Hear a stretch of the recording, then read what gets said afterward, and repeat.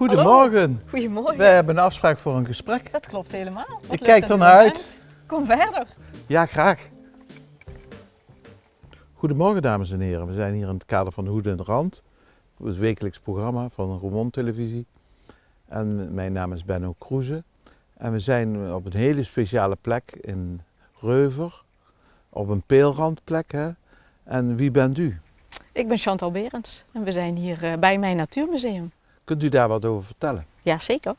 Ik ben ongeveer 2 jaar geleden begonnen met het museum. We hebben een oude paardenstal verbouwd. Ik ben begonnen in een piepelwagen die bij ons in de tuin staat, maar dat was geen optimale plek. En daar had ik wat dingetjes verzameld die ik ook leuk vond eigenlijk om met mensen, met anderen te delen, met kinderen met name. En we hadden op dit stukje grond, waar we eigenlijk weinig mee deden, nog een oude kippen-paardenstal staan.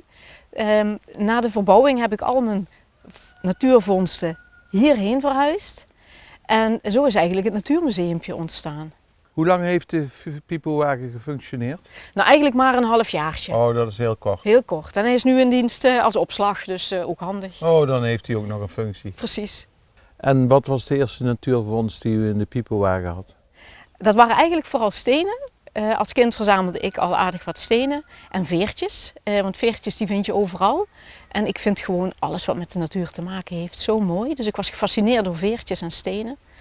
En wanneer ging u over van de piepelwagen naar de kippenstal, of hoe mag ik het noemen, of het museum? Ja, het museum. Ja, inderdaad, eerst een kippenstal geweest. Dat is ongeveer 1,5 jaar geleden geweest. In november 2024 ben ik overgegaan nadat we de stal verbouwd hebben. En ik had inmiddels ook zoveel materiaal dat paste gewoon niet meer in die piepelwagen. Was het veel werk, het museum verbouwen? Ja, het was best wel veel werk. Het is ook wat duurder geworden dan oorspronkelijk de bedoeling was. Dus de entreeprijs omhoog gegaan? Nee, we vragen geen entree natuurlijk. Het is allemaal passie, dus dan doe je het graag. En hobby's kosten nu eenmaal geld en dit is mijn grootste hobby, dus dat mag wat kosten.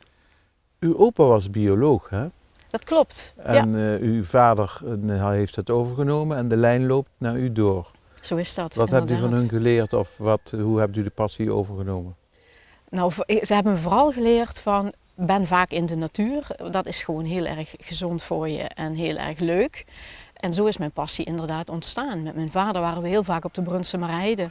Ja, want daar hebt u ook nog spullen gevonden? Ja, zeker. Daar komen de veertjes en de steentjes vooral kijken. Bij de Rode Beek gingen we altijd lekker struinen over de zandvlakte en spelen in het water natuurlijk. En kunt u aan een veertje zien welke vogel het is? Inmiddels kan ik dat redelijk goed zien. Vooral als het veertjes zijn van vogels die hier in de omgeving voorkomen. Maar ik heb ook een boekje en als ik het niet weet, zoek ik het daarin op. En daar staan alle veertjes in die rondvliegen. Ja, precies. Heel veel veertjes in. Ja. En welke natuurvondst is voor u heel bijzonder? Dat is toch vooral de mammoetslagtand die ik gekregen heb.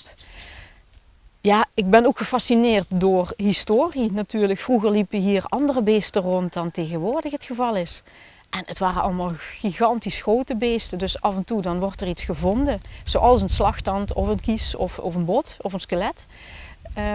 En dan vind ik het gewoon leuk om daar ook het verhaal over te vertellen. En vooral kinderen, dan zie je de verwondering van, ja, hoe kan het hè, dat die beesten hier vroeger waren en ze waren zo groot. En oh, is dit een echte?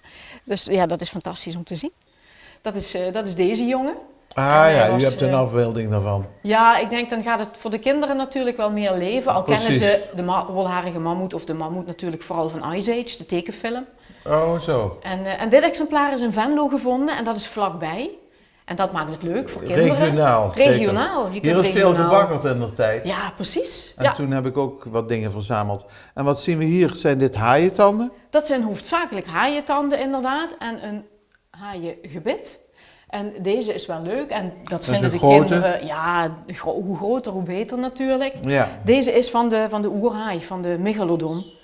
Ja, die kennen de kinderen ook allemaal. Nou, prachtig. Ik ging vroeger naar Katzand in Zeeland om haaientanden te zoeken op het strand. Daar worden nog steeds heel veel haaientanden gevonden inderdaad. Ja, en wat zien we hier voor bijzondere schedels? Ja, dat zijn 2 schedels, die heb ik op mijn veilingsite gekocht. Dit is een sabeltandtijger. Dat is van deze grote jongen, die hier dus ook vroeger in Europa heeft geleefd. En deze is ook van een dino. En omdat kinderen en dino's altijd, ja, dat gaat goed samen, hè? dacht ik van, die vind ik ook leuk om in een museum neer te zetten. En ik zie daar nog een grote kies. Ja, ik heb een aantal kiezen van verschillende dieren die hier ook vroeger geleefd hebben. Maar de allergrootste, dat is deze. Die is ook wel van de mammoet. Die is gevonden in de Noordzee. Zo. En daar wordt heel veel gevonden natuurlijk. Botten en tanden, kiezen. Kunt u uw enthousiasme en de liefde voor de natuur overbrengen op kinderen die u bezoeken? Ik denk dat dat aardig lukt. Ik krijg altijd horen van mensen dat ik enthousiast ben in mijn vertellen. En de meeste kinderen die hier komen, die gaan enthousiast weg. En ik denk dat dat wel het teken is dat het aardig lukt. U hebt ook een verstenen dinosaurusdrol, hè?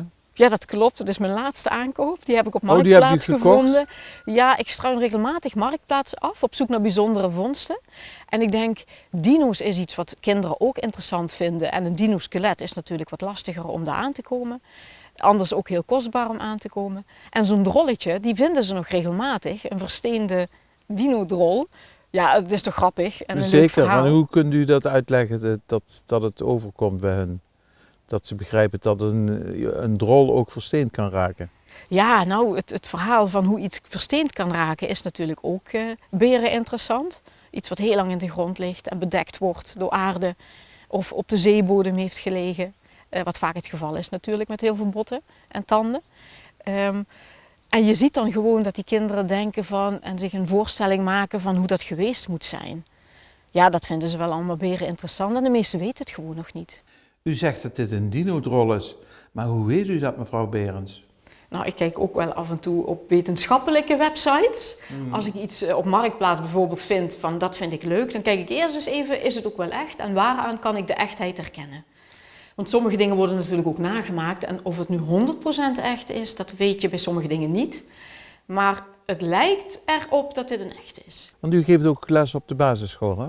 Ja, dat klopt, inderdaad. Ja, op een basisschool hier in het dorp mag ik op vrijdagmiddag, dat is meestal een uurtje, met een groepje van 8 kinderen of het bos in, of naar de Maas, of we komen naar het Natuurmuseum. De kinderen mogen altijd zelf kiezen, dat vind ik heel belangrijk. Dan kiezen ze ook wel eens voor het museum of zeggen ze liever niet? Heel vaak eigenlijk wel. Ja. Terwijl het buiten mooi weer is, denk ik van, maar jongens, we gaan nu lekker naar de Maas, toch? Dat is ook favoriet, want dan mogen ze altijd met stenen gooien en stenen zoeken. Wat hoopt u dat de kinderen mee naar huis nemen als ze van u les hebben gehad? Nou, ik hoop op de eerste plaats dat ze wat meer respect krijgen voor de natuur. Dat ze er zelf dus wat beter voor zorgen. Maar ook dat ze er oog voor krijgen, want het is gewoon zo super mooi en interessant. Het feit dat je hier in deze omgeving ook van alles tegen kunt komen als je het maar wilt zien. En dan heb ik het over vlinders en insecten, maar ook over natuurlijk het wild wat hier rondloopt. Hè? De das en de vos en de haas. Je kunt het zomaar tegenkomen als je hier door het bos loopt. Nou, dan moet ik hier vaker rond gaan lopen. Zeker doen. We zitten hier bij het Natuurhistorisch Museum, maar hier is ook een egeltuin, hè? Ja, die ligt hier vlak achter ons inderdaad. En dat is eigenlijk ook heel spontaan ontstaan, dat ik gebeld werd door mensen. Die hadden een egeltje uit de egelopvang in een adoptietuin opgenomen. En ze hadden zoiets van, ja, die moet dadelijk weer de vrije natuur in. Maar om hem nu uit te zetten in het bos meteen, waar die misschien ook door honden aangevallen kan worden, dat vonden ze toch wel spannend.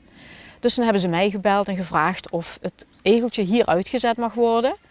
En dat was natuurlijk geen probleem, want van hieruit kunnen ze ook rustig op een gemakje lekker het bos in. Je ziet dat ze meestal nog een paar dagen rondstruinen hier op het terrein. En dan vervolgens gaan ze lekker het bos in. En dan zie je ze ook niet meer terug. Nou, dat is een goed teken, want ik begreep dat u 6 egels weer gezond en wel het bos ingestuurd hebt. Ja, inmiddels zijn het er alweer 6 in een jaar tijd ongeveer. Dus dat is een goed teken en ik vind het ook super fijn dat mensen me weten te vinden. Het museum heeft geen vaste openingstijden, hè? Nee, dat klopt. Ik werk natuurlijk nog, dus ik probeer in de weekenden af en toe open te zijn en dan vermeld ik dat eventjes op Facebook en dan is het vooral natuurlijk mensen die mij kennen, die vertel ik het en die komen dan even langs. Het is de bedoeling om een websiteje te maken zodat ik ook vindbaarder ben, maar het is nog een beetje beperkt. We organiseren wel vanuit IVN, de Steilrand, heel veel natuuractiviteiten en dat doen we ook heel vaak op deze plek. Gewoon omdat het aan de bosrand ligt en leuk te combineren is met de natuurvondsten. Dus er zijn steeds meer IVN-activiteiten? Ja, dat klopt. Ja. U bent ook voorzitter van de Peelrand? Van IVN de Steilrand, inderdaad. En wat doen die? Ja. Met name natuuractiviteiten organiseren voor een hele brede doelgroep. Onder andere jeugd. Vooral om mensen te inspireren en te verbinden met die natuur. U werkt 30 uur bij de gemeente. Wilt u het in de toekomst dit fulltime gaan doen of hoe ziet u uw toekomst hier? Ja, ik vind het werk bij de gemeente heel erg leuk, want ik mag me daar ook vooral bezighouden met de dieren en met het groener maken van de gemeente.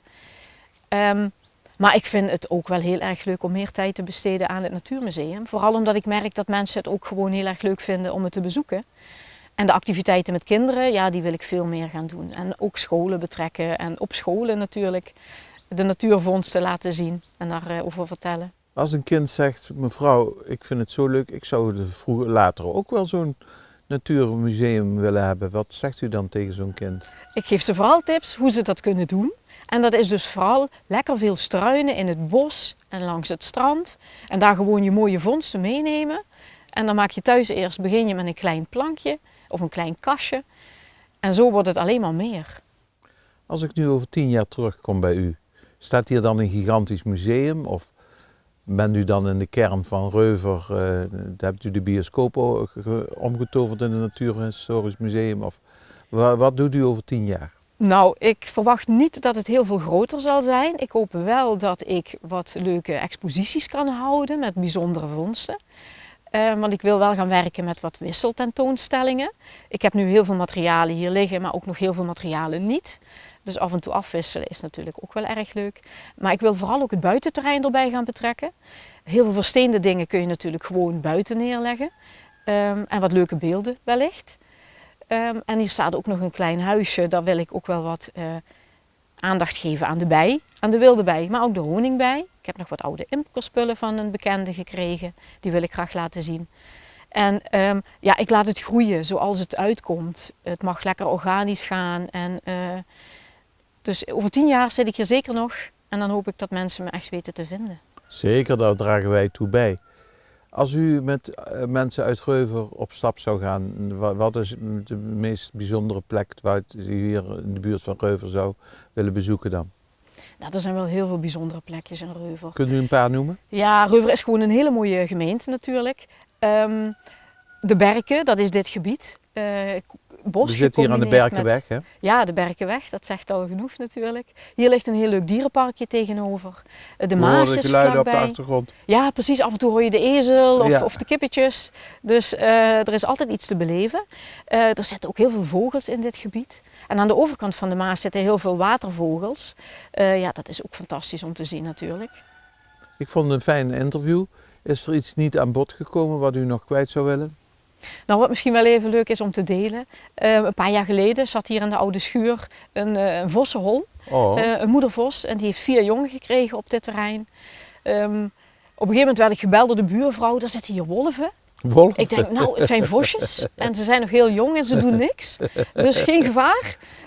En die hebben hier lekker rondgestruind, totdat ze natuurlijk ook lekker de vrije natuur een eigen plekje vonden. En dat vossenhol is niet gebleven? Nee, op een gegeven moment is de stal helaas in verval geraakt. En Het dan dak vond is de vos, ingestort. het vos niet meer Dat prettig. vond de vos niet leuk, hij werd nat en toen heeft hij een ander plekje gekozen ja. waarschijnlijk. Hebt u nog een leuke anekdote voor mij? Ja, wat misschien een grappig verhaal is, ik heb in het Natuurmuseum een sneeuwuiltje staan. En alle kinderen vragen, is die echt? Maar het is een kerstshow-uiltje, dus hij is hartstikke nep. Maar toch, als ze de beleving hebben van, oh, alles is echt wat je hier tegen kunt komen. Nou, dan verklap ik dat sommige dingen dus niet echt zijn. Oh ja, dan houdt u het spannend. Precies. Mevrouw Berends, waar staan we hier? Ik zie een prachtige Morris Minor uit Engeland. En dit is, heb ik begrepen, uw rijdend museum? Ja, dat klopt. Ik wilde een bijzondere auto als ik naar scholen toe ga, om daar de natuurvondsten in mee te nemen. Het is een best een museumstuk, de auto op zich. Dus ik denk hij mag lekker opvallen. En achterin heb ik de spulletjes dan mee. Leuk, en wat zien we hier allemaal? Dit zijn een aantal vondsten uit het Natuurmuseum. Bijvoorbeeld de horen van een waterbuffel. Prachtig. Ja, een bijzonder object, toch? En Ja, zeker. een hele mooie doopwondschelp. Ja, die kunnen zo in de kerk plaatsen. Precies. Maar ook heel veel spulletjes die gewoon hier in de buurt te vinden zijn. Wat is dit? En dat moeten de kinderen dus raden. Er zitten wat kaartjes bij. En de kinderen moeten dan eventjes kijken, wat is het allemaal? Dit bijvoorbeeld is het kaakje van een snoek, van een roofvis. Oh, prachtig. En spelenderwijs ontdekken ze dan wat is wat. Vogelveertjes zitten erbij. Bijvoorbeeld deze hele mooie ook van de buizerd. Die ligt gewoon in de tuin bij ons, omdat de buizerd zich ook in dit gebiedje natuurlijk ophoudt. Ja. En spelenderwijs kunnen ze dus ontdekken wat het allemaal is. En dit is? Dat kunt u wel raden, denk ik, aan de tanden, toch? Konijn? Nee, die is van de bever. Oh, dit is de bever. Ja. Nou, ik leer ook nog steeds bij. Ja, precies. Ook voor volwassenen is het gewoon leuk om te ontdekken natuurlijk. Flink knagen met die voortanden. Precies. Heel leuk. En zet u dan uw rijdend museum op het schoolplein? Ja, dat is wel de bedoeling inderdaad. Soms is dat niet mogelijk, omdat de poorten het niet toelaten. Dus dan zet ik hem buiten het poortje neer. Maar het is nog een opkomst. Ik heb als één school bezocht nu, op verzoek, om een natuurlesje te geven. En daar stond hij buiten de poort. Dus ik roep de scholen vooral op van als jullie een keer een natuurles willen doen. Nou, zeker. contact op, toch? Ik denk dat het nu druk wordt. Mevrouw Berends, hartelijk dank voor uw interessante verhaal. En ik wens u nog heel veel succes met uw prachtige museum. En dat u nog veel jeugd mag inspireren. Heel erg bedankt ook. Tot ziens. Hè?